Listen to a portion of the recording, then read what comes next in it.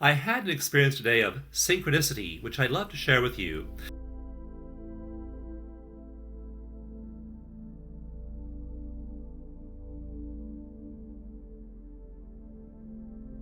Synchronicity was defined by the great Austrian psychologist Carl Jung as an a-causal principle, two things happening side by side, not through cause and effect. And I've begun over the last year to actually look for synchronicities in my life and record them in my diary. One happened today which is well worth sharing. I am at a conference right now at the Los Angeles Airport Marriott Hotel, and I'm only a short distance from the beach. The loveliest beach around here is Manhattan Beach. I discovered there was a bus that runs from near the hotel to Manhattan Beach. So I decided today to sneak out of the conference, tiptoe away, and see if I could sneak out undetected and go to the beach for the morning instead. So I got my beach bag ready. I walked over to the bus stop. I caught the bus. It was about a half-hour ride to Manhattan Beach. And I spent the day walking up and down the beach, just thinking to myself, reflecting on my life, giving thanks, people watching, doing all the things you do on the beach. Then I thought I better check my cell phone to see what time it was and check the bus schedule to catch the bus back to the hotel. So I looked in my beach bag for my cell phone and it wasn't there. So I then looked thoroughly through my beach bag and it wasn't there. I then checked the pocket of my bathing suit, my jacket, and it wasn't there either. I then looked through my beach bag for the third time. Then I turned my beach bag upside down, dumped everything out, and looked again. You know how it is when you look, when your mind is thinking, okay, if I look again for the fifth time in the same place, maybe miraculously it'll manifest, and then slowly it starts to dawn on you, it's not gonna happen. So eventually my logical mind was willing to accept the fact my cell phone was not on my person. But then my logical mind said, well, probably I left it at the hotel. Then I realized, no, I didn't, because I telephoned my sister at the bus stop while waiting for the bus. So I knew I'd had my cell phone with me then. So that meant I'd lost it somewhere between that phone call at the bus stop and where I went to the end of my 3 or 4 mile walk on the beach.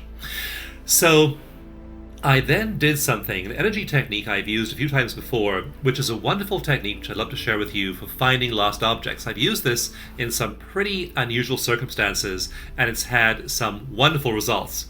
I centered myself thoroughly in my heart. I did some heart coherence, quick coherence technique, breathing, relaxing my tongue. I really relaxed myself deeply and fully. And then when I felt as though I was truly in my heart, not in my head, I dropped down from my head into my heart, I then simply called the cell phone back to me. I felt this energy of appreciation going from my heart to the cell phone, and the cell phone back to me.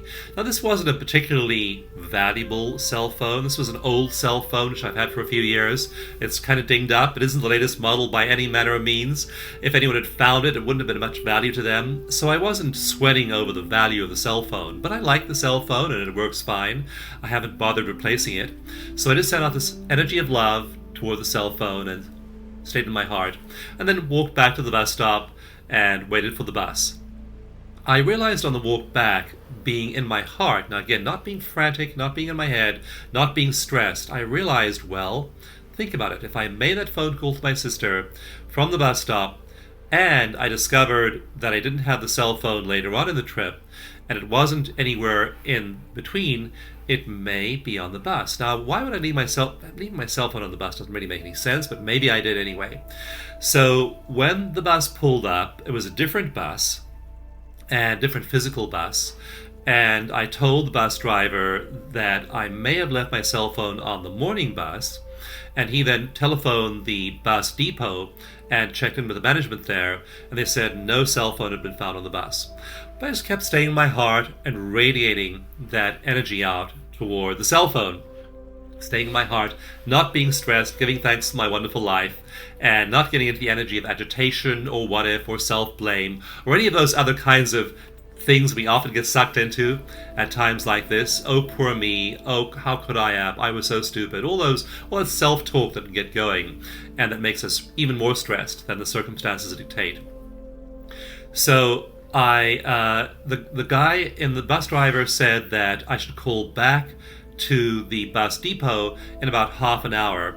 And at that time, the bus I had taken out to the beach in the morning should have refueled and be back in service, and they could check with that driver.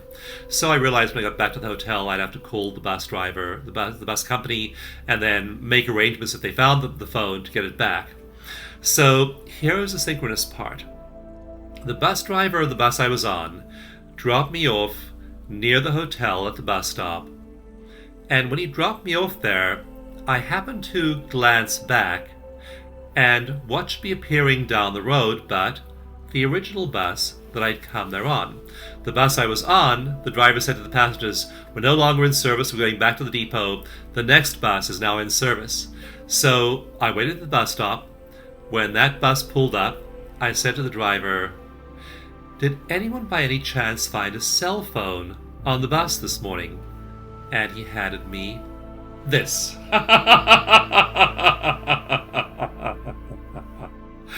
And I just loved myself. I felt so good and so happy and so relaxed, because there, no sweat, no anger, no self-talk, no self-criticism, no blame, no victimization, none of the above, just staying in your heart.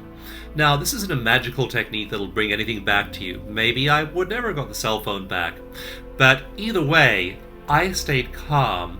I didn't stress myself.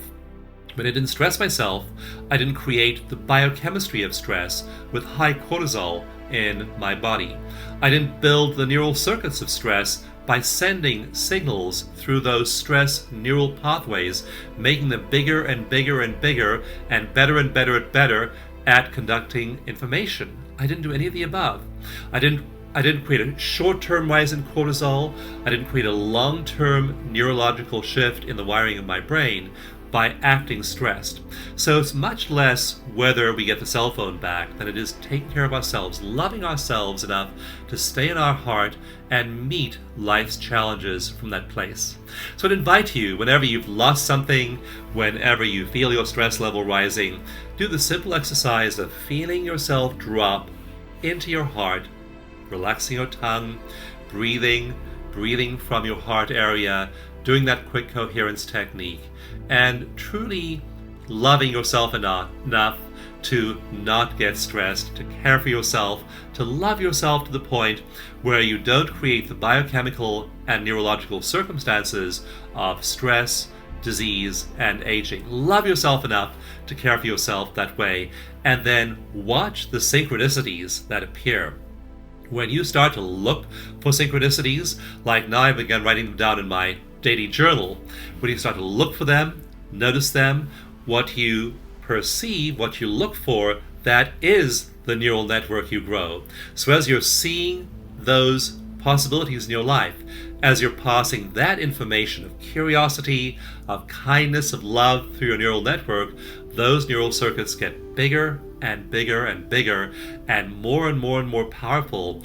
And other people who've done this exercise tell me that they go from having a few occasional synchronicities to synchronicities popping up all over their lives like this. So record them, celebrate them, witness them, rewire your brain around your highest possibilities, and you will find that more and more those highest possibilities show up in your life.